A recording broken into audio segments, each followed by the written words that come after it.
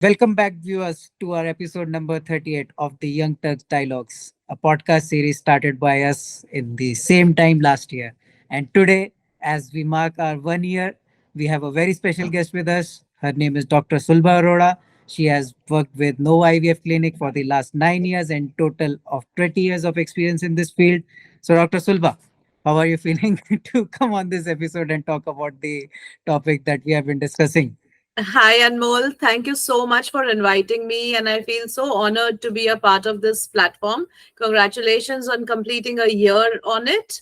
And I am very happy to be here because, as you have so kindly introduced me, I am a fertility specialist. I'm a gynecologist who has been exclusively practicing fertility medicine, reproductive medicine for the last 20 years. And even though fertility treatments are not new, the first IVF baby was born in 1978, which is now almost 46 years. But still, even today, there is a great need for awareness. There is a need to talk about this much less talked about topic. And not just that, we do find that unfortunately the incidence of infertility seems to be on the rise. That is why it's even more pertinent to discuss it, to speak about it, so that people can be aware, people can get the help that they need. Right. So, as you just mentioned that the incidents are rising, so why the incidents are rising? It is because of food, or what it is. I- Well, the main factor is the impact of lifestyle. Now, if you see globally, it is seen that 1 out of 6 couples struggle to conceive. But in certain countries, in certain urban and metro cities like Mumbai, the incidence can be as high as 1 out of 4 couples who are struggling to conceive.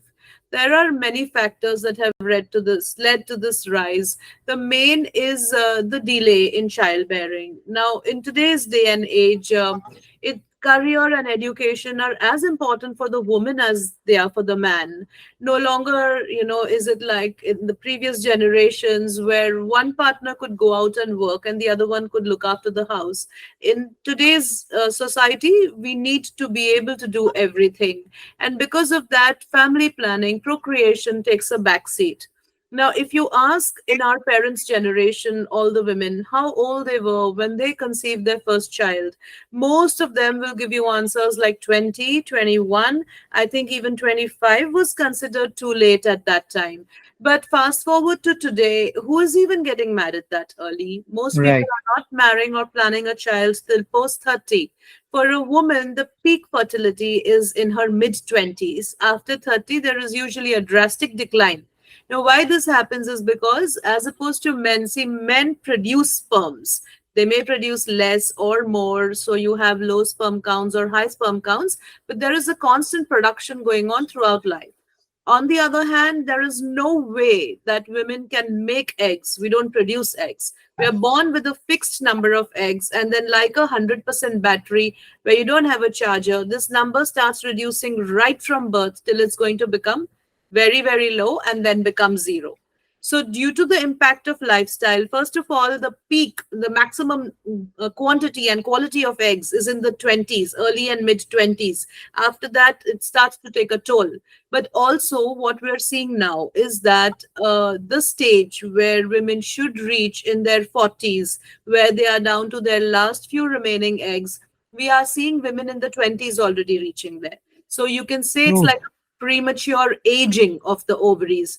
I'll give you an unrelated example. It's like women come and tell us, but I'm only 25. What do you mean that my ovarian reserve is low or I have less number of eggs? I mean, that should happen near menopause. But the aging process differs from one person to another.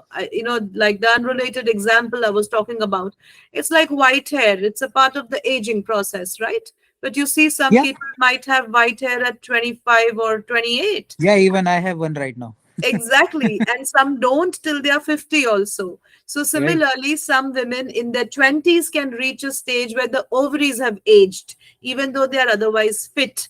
And some women well into the 30s might have younger ovaries because, again, it's an aging process.